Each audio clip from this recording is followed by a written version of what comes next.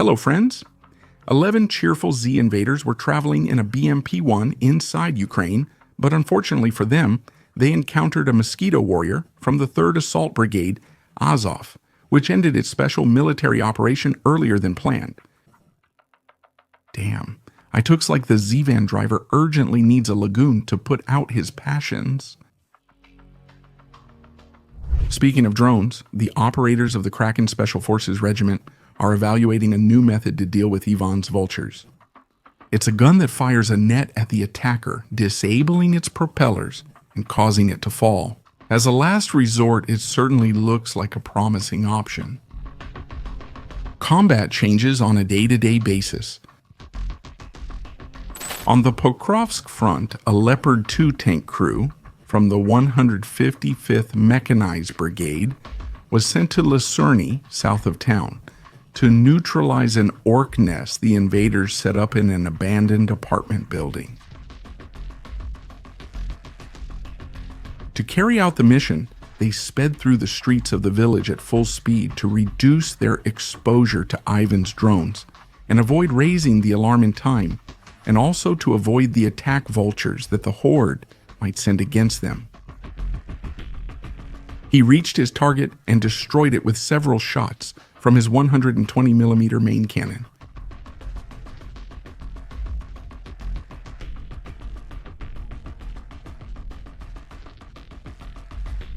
After finishing their raid, they retreated to safe positions to await for the next mission.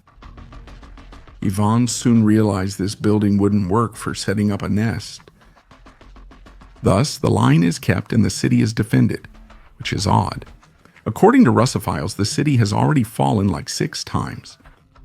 But let's not expect too much from them. They believe anything their masters in the Kremlin tell them. The operators from the Signum group share with us another recording in which we first see how, despite the objections of the orcs, one of their Mosquitoes disable a logistics truck. Later, another one patrols a wooded area with some tourists and goes down to greet them.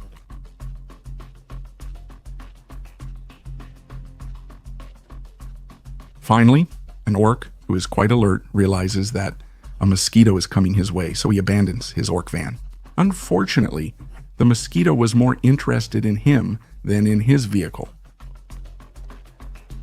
During the night of September 26, the operators of the 14th Regiment of Unmanned Systems, in cooperation with other elements of the defense forces, carried out a new raid against the Afivsky oil refinery in Krasnodar Krai, Russian Federation, located about 380 kilometers from the front line. The Afivsky refinery is one of the main oil processing plants in southern Russia with a capacity of 6.25 million tons of crude oil per year, which represents approximately 2.2% of Mordor's total. The main products of the plant are gasoline, diesel, and aviation fuel, which are used to supply the invading army.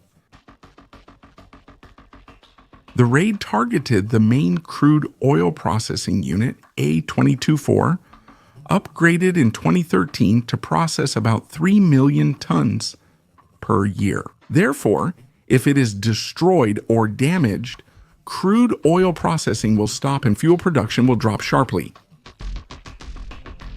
My friend, a quick pause while we cover these events. Remember that you can support us by using the links in the description. That way you help this work continue. If you're enjoying the video, please subscribe and leave a like. Today on Memories That Make Us Smile, we'll see how on September 25th, 2024, this T-62 achieved its dream of joining the cosmonauts of the Federation near Pokrovsk, where it's fair to say that his colleagues remained stuck to this day. But it's not the only anniversary, also on September 25th, but in 2023. Another Z-tank fulfilled the same dream, this time a T-72 near Musica. The same day in 2022, there was no takeoff. At least the defenders captured 2 T-90s, abandoned by the Horde when they fled the Kharkiv Oblast. Nice memories that I hope brightened your day. All of these actions created collection centers for semi-new Z vehicles, which are collected so the remaining steel can be recycled.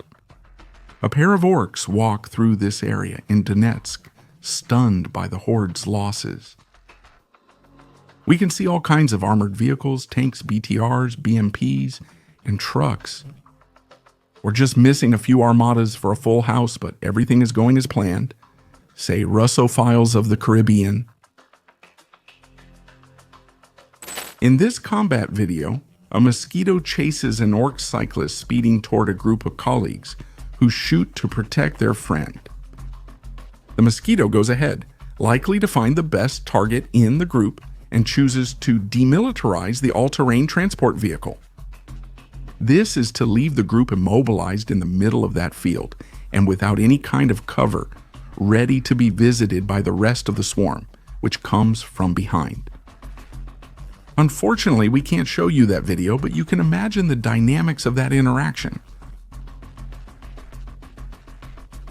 Similarly, at night, 5th Assault Brigade operators demilitarized 2 logistical quads.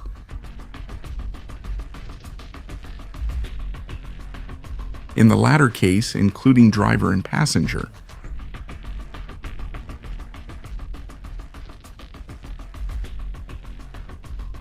Next, they take on a truck with a mushroom painted on the door, making it a perfect target.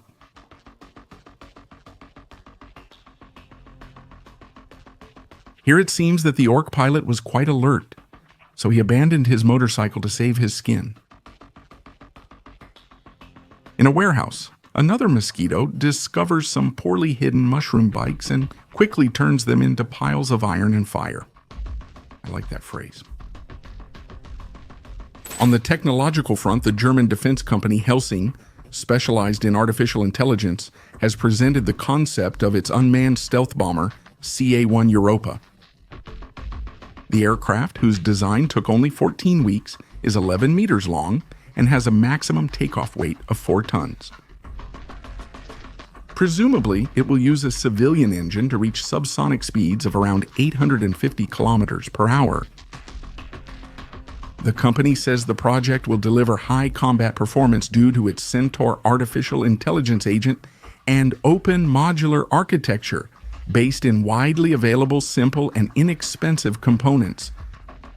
Hellsing has pledged several hundred million euros to the project and expects the first flight of the bomber will take place in 2027. The company's idea is to create an intelligent mass of systems whose losses in combat can be replaced quickly and cheaply. A drone costs just a fraction of a manned fighter jet.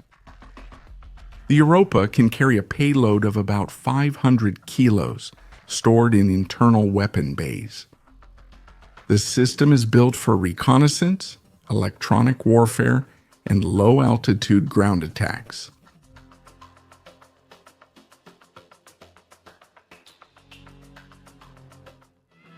Summer is ending, so the defenders are enjoying the last sunny days to cool off and sunbathe. But always ready to get back into action at any moment, they deserve a good rest. For those who want to see additional content, we invite you to subscribe to our Patreon, where for just $1, you'll have access to uncensored war content. What else could the defenders do to shoot down Ivan's drones? Leave your answer in the comments. Don't forget to leave a like and subscribe to the channel.